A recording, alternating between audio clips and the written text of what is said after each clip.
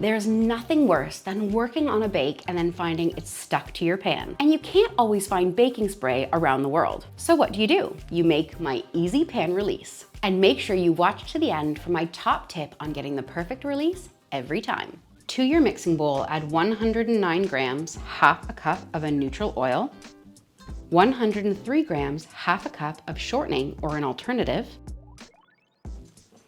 I'm using shortening for this recipe, but you could use butter or lard or tallow, any fat that you have on hand. If you're using an animal byproduct, make sure that you refrigerate this product well. And 63 grams, half a cup of all-purpose or plain flour. You can also make this with a gluten-free flour blend and it will work perfectly. Let's whisk it all together.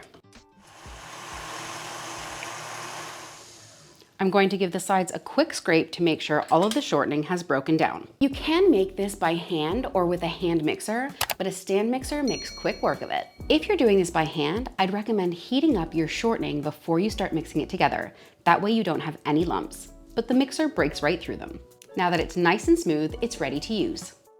Transfer the mixture to a jar.